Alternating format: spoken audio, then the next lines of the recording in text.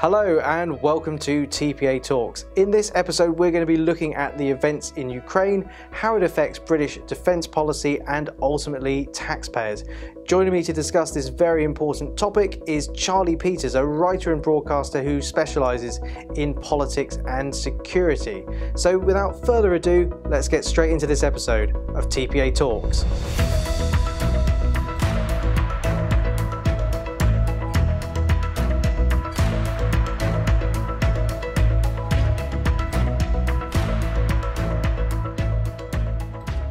Charlie, welcome to TPA Talks. Thanks for being with us today. Pleasure to be here. So, obviously, we're filming this. It's the 5th of April for those watching at home. Events are still very sort of fluid in Ukraine, for want of a better word. Things seem to be going better for the Ukrainians than they were. We're hearing about the Russians withdrawing. So, just to put that into context for people about what we're talking about. But in light of those events in Ukraine. And given what we've seen happen in this country with our own, size of the military in recent years, the numbers have, the military has constantly sort of shrunk over many years and indeed decades. A lot of it, I think they would argue, is an effort to make savings. As I say, given the events in Ukraine, is that something do you think we should be looking to reverse now? Absolutely, yes. I think long overdue. I think there has been quite a heavy degree of, false motivations from ministers who are in charge of cutting the armed forces. Not so much leading, but it seems to be mostly cutting. Most of the press that comes from the MOD and the politicians around it are regrettable statements regarding the dwindling numbers of people available to actually serve and fight, ultimately. And I think a reversion of this is long overdue. James Heappey, the Armed Forces Minister, issued a statement a couple of weeks ago in which he said that events in Ukraine that you've just been discussing about the kind of the surprising resistance and the resilience of the Ukrainians versus this overwhelming force justifies, possibly in revert, his position about how the armed forces needs to shrink into lots of smaller teams to fight back against overwhelming foes. I think this is a strange way of looking at the situation we have in Britain at the moment. And by saying such a thing, he commits a couple of logical errors. Firstly, of course, in order to have lots of small teams, you need to draw from a much bigger team. It's not so great being able to create lots of small bands of asymmetric warfare specialists if you only have about 12,000 infantry soldiers to choose from. The reason why the Ukrainians have been able to produce so many effective small teams is because they have hundreds of thousands of soldiers. And it might dwindle in comparison to the millions that the Russians can rely on. But Britain, cutting down to the low 70,000s now. To what extent can that force produce the kind of resilience that we've seen in Ukraine? Not a chance. Not a chance.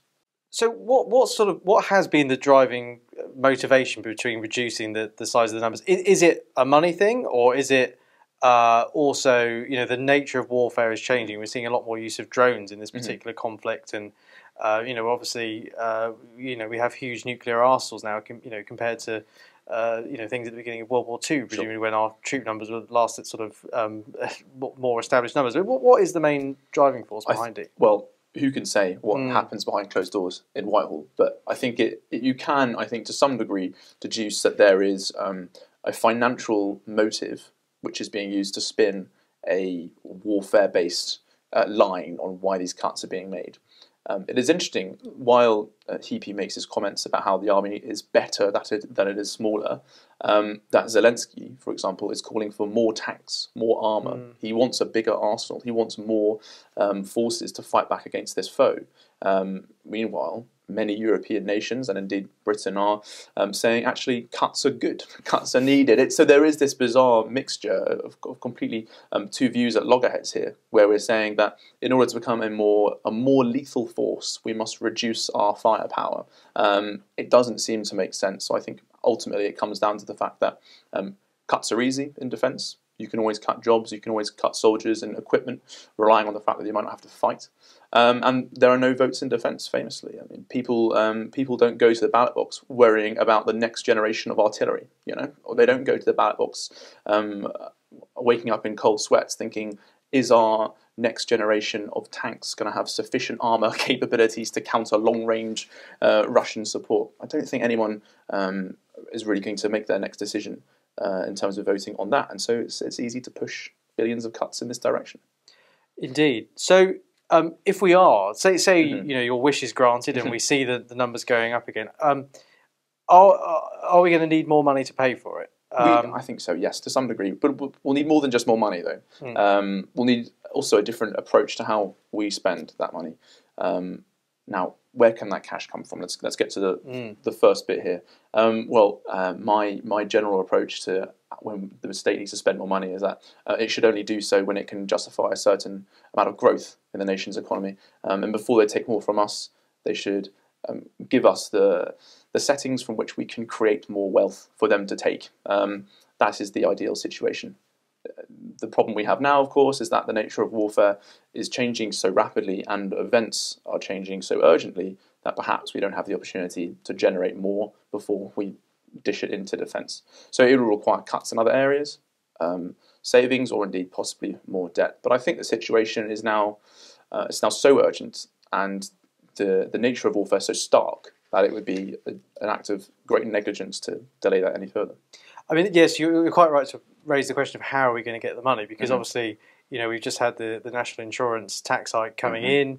The tax burden is at a 70-year high. There doesn't seem to be much wiggle room. And of course, Britain has this target of 2% of is it GDP to be spent on defence, and I was fascinated to learn a lot of that actually includes the pensions of the staff. So it's not really a proper 2%. It's sort of fudge to make up for that. But do you think there are areas where, and I think you slightly touched on this, that we can spend the money better that we already have? We may need to spend more, but we can certainly get more bang, literally, for our buck. I mean, I think we were talking about this beforehand, but the example that always comes to light for me is that the SA-80 rifle, for example, which I believe now is reasonably good. It's great now, but the billions that have been wasted on that, and what we sent out our troops with, in the first place, was not up to scratch. So and the carriers went over budget and things like that. Are there tangible examples like that where we can, as I say, get more bang for our buck? Absolutely. I think defence, more than any other area of government, falls from the sunk cost fallacy, where they chuck such a huge amount of money at one particular issue, where they think, well, we've wasted so much money on this, it's either got to work or we'll just keep going until it does. The most recent example, I think, of this is the Ajax armour personnel carrier. It's meant to be a light to mixed role reconnaissance vehicle. The problem is, for a reconnaissance vehicle, it makes rather a lot of noise. And they've had to kick out lots of soldiers who've suffered from hearing loss as a consequence of their training on this. Very sad, actually. Men and women who signed up to serve and are being kicked out of the army because the work they're doing for the army is causing them to be injured in training, as it were, in testing. And still, this £1 billion experiment keeps going wrong. And instead of perhaps scrapping this and looking elsewhere, looking for more justifiable alternatives, I think, we've wasted so much money, we might as well keep going. So there are many reasons why this happens, why I think the MOD keeps funneling down tunnels of misery with its spending. The chief among this, I think, is that there is a great degree of inter-service competition. Now, this is fantastic when it comes to the rugby pitch or training among soldiers, where you want to beat the RAF, you want to be better than the Navy, you want to be better than the Marines when you can, Where it starts to cause a ginormous crisis, however, is when the people who have been brought up in that mentality reach a staff position in main building in the MOD, and suddenly they want to have their white elephant to say, up yours, to the Navy or the RAF. And so now we have 2 aircraft carriers that we don't actually need, and that will be deployed on missions that we can't really support in far-flung parts of the globe where we won't really be able to be that effective. Do we really need to spend billions of pounds on an aircraft carrier to go to the Indo-Pacific to saber rattle with China? Goodness me, we could barely fight our way out of a crisp packet, let alone take on the Chinese military. So I think, but this is a ginormous PR victory and a great, moment of pride for the Navy, and so they get it. Same is true for the RAF. Great new shiny fighters. They order 138. Oops, we can't afford them. We've got 20 odd. And I think now the problem we have with the Ajax program is that this is the Army's turn to think, let's have our big moment. Let's have our exciting new piece of kit. Oh dear, it makes everyone go deaf and it's really loud. But let's keep, going down that line just so we can have our exciting piece of kit. It sounds like from what you say, it's always going to be the way that the chiefs in the MOD are always going to have this kind of competition amongst themselves to get a bit of bases hardware or whatever. But so would you say that the responsibility ultimately lies with the politicians? They're the ones that say, no, you're not having that aircraft carrier. You've got to. I mean, in the example of the Ajax, I mean, how do they get that so wrong? I mean, and who's at fault there? Because presumably it was in the specifications. One would hope that it shouldn't deafen the operators and render them, unable to serve in the army. No one's lost their job over Ajax. No one's been in trouble for Ajax. It's tough to know who's responsible because everyone's been doing kind of gargantuan levels of arse covering. No one's getting in trouble for this. I think part of the problem with that is that we have firstly, we rely on the military to do procurement. Now, if someone has spent 30 years in the army or the navy or the air force, they've spent a certain amount of their career specialising in various issues. They might have been at some point a tank commander, then an HR person, then they would have commanded a battalion.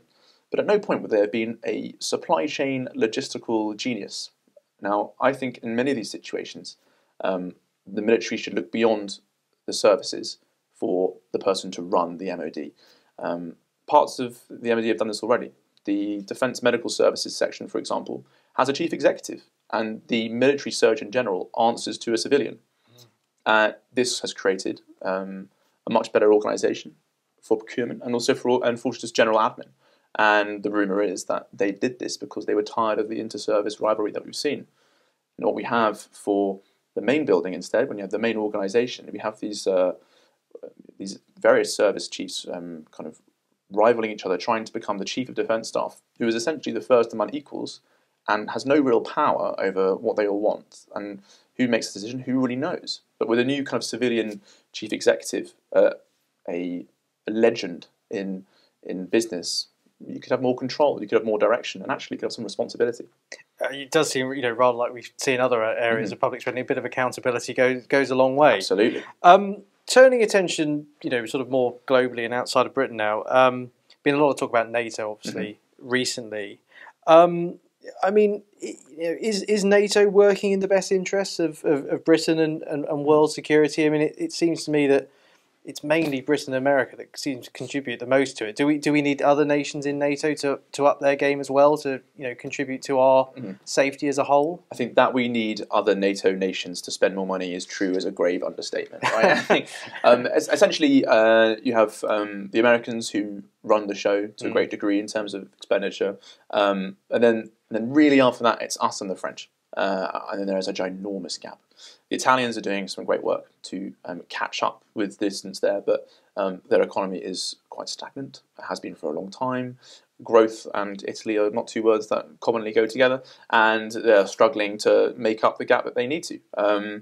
The chief of the European Commission, Ursula von der Leyen, she was the German defence minister, and during that period, submarines couldn't leave, and soldiers, marines, were exercising in Nordic conditions with broomsticks instead of weapons. I mean, the continent promotes failure in defence, essentially. This is a huge issue, often to the highest levels of European politics. So NATO certainly has a purpose, and I think that's been proven by the events of the last 6 weeks. Finland reportedly days away from joining the alliance, and people have been reminded of the importance of defence and interoperability among European nations. But in order for that to work, others do need to chip in. And I think part of the reason why we haven't seen so much of an effect, because the first person to really make this point on the world stage was Donald Trump. And of course, when he said, why on earth are we funding essentially your home insurance, Europe? Why are we paying for this, that, and the other when you won't even give a damn about protecting yourselves? This was laughed off because, of course, everything he said was reacted with scorn and hate, quite frankly. But he was absolutely correct. He was absolutely correct. And even some defence specialists who operate in this area couldn't bring themselves to agree with him because he's the evil orange man. But there was no doubt in anyone's mind that he was absolutely correct. Now, finally, I think, sadly, what it has taken many people in Europe, especially in politics, to wake up to this realisation is war on their doorstep. Now, it should change. Indeed. Do you think, you mentioned countries where they're training with broomsticks instead of guns? Do you think that's because we hadn't had war in Europe for so long, they couldn't really see a threat coming from anywhere, and they got quite lax about it and thought, we don't have to worry about that, we can focus on green energy policies rather than actually I would argue if you can't defend your country first and foremost, then none of it matters really. Absolutely right. Is that to blame for it because we haven't had a threat on our doorstep until now? Yeah, it's the first duty of government, right? If you can't do that, you can't do anything else. And lax is certainly true. I mean, for goodness' sake, the head of the German intelligence ministry, the kind of Germany's equivalent of MI6, had to be rescued from Ukraine on the day of the invasion. They were so relaxed they didn't even know the day of the invasion the Russians were going to come through. There is a gold standard of intelligence and actually of fear, of understanding of the risks that face the world in London and Washington. And then everyone else essentially, I think, relies to some degree on that. We've seen this week, quite reassuringly actually, that the head of French military intelligence has been sacked because he got it wrong. He was unaware of the threat. And I think part of the reason why so many European countries are so relaxed is because they don't know what's going on around the world. We have spent decades honing our craft in intelligence and security. We have spent billions and billions of pounds in achieving this. And I think that money has been well spent because we can, warn ourselves, defend ourselves, and we certainly need to do that. But we can also justify to other countries in risk what's going on. This is more, I think, of what Donald Trump was talking about when he spoke about the difference in defence expenditure. They don't even spend money in understanding the risks on their doorstep. So. Fair enough. Moving on to sanctions, economic sanctions, and whatnot that we've seen applied to Russia. Do they work? And do they have a good or a negative impact on us as British taxpayers? Because ultimately, do we end up paying for it like we're seeing? Well, it's not a direct consequence of sanctions, but the food and petrol prices, and energy prices all rocketing up, and obviously you're restricting trade in various forms. I mean, is it a good thing? Is it a bad thing? What do you make of sanctions? It depends on who you're sanctioning, right? So it was very easy to sanction the Assad regime when the Syrian civil war kicked off, because we don't rely enormously on the Syrian economy. And so the moral argument there is easy. This is an evil person doing evil things. We should do what we can to restrict their economic strength. When it comes to the Kremlin, this becomes significantly more difficult because, of course, our economy isn't so much as tied up in it, but in many cases relies on Russian supply. Less so Britain, but Europeans in general have this problem. So what's been quite surprising is that despite the extent to which Europeans rely on Russian gas products and energy products, there was still a united front in calling for sanctions. And I generally think that's a good thing. I think most people, we are facing a cost of living crisis that everyone knows that is going to be extremely bad and for some time, and that these sanctions may worsen that. But I think by and large, people appreciate the importance of punishing human rights abuses on an industrial, genocidal scale. Some of the images that are coming out of Ukraine at the moment are truly horrendous, and I think legitimate. I think what we're seeing is genuinely, industrial, war crime, human rights violations. And in that kind of situation, sanctions do work, and I think they are justifiable. So, final question. We would hope that this war comes to a swift end, but looking beyond that, do you see potential future conflicts happening with other nations, whoever they may be? And how should we be preparing for those? What should we be doing to Britain's military to make sure we are ready for potential threats? I think, the first question, I'll take the first question on future threats. There are always risks, not just from hostile states, but also non-state actors. Terror groups can cause an enormous amount of carnage and can replicate some of the devastation that conventional militaries can achieve these days. You need only look towards the complete capitulation of northern Iraq and Syria, when ISIS just took over in a tiny space of time so much of a foreign country, essentially founding itself as an alternative state. And who knows where that next risk will come, but we must always be prepared that it will come. China and Taiwan, for example, we are creating an Indo-Pacific focus. We may have to be engaged in a conflict over there. And also we have to be aware that God knows what Putin might do next. I mean, it seems likely that the next 3 to 6 months he's going to carry out a really violent destruction of eastern Ukraine. Well, that could spill over into other places. Who can predict a man who invades a country like that? And in order to counter that, answer your second question, back to basics. The reason why Russia is still in this fight, despite its strategic intelligence and general complete failure in all of its planning, from top to bottom, everything that they could have done wrong, they almost walked into. The only reason they're still in the fight is because they have so much stuff. If you destroy 100 tanks, 2 more come around the corner. Fighting the Russian military is like fighting the Hydra. You know, there's just relentless force. In light of that, if Britain or a peer force was in a similar situation taking on Putin, wouldn't have lasted nearly as long as the Ukrainians have, at least in part because they have stuff. So to prepare for the next round, it's great that we are looking at enhancing our technological output with drones and smaller teams fighting asymmetric hybrid warfare, information stuff. This is all very important, but we can't lose sight of the fact that at the end of the day, most conflicts are won by tanks and men and women fighting in precarious places, and you have to fund that first. Back to basics. I think that's something we at the TPA would very much agree with. Charlie, thank you so much for coming on TPA Talks today. I loved it. Thank you. Well, a big thank you to Charlie for joining us for today's episode. And if you've enjoyed it, please don't forget to like, comment, and subscribe. And we'll see you again very soon for the next episode of TPA Talks.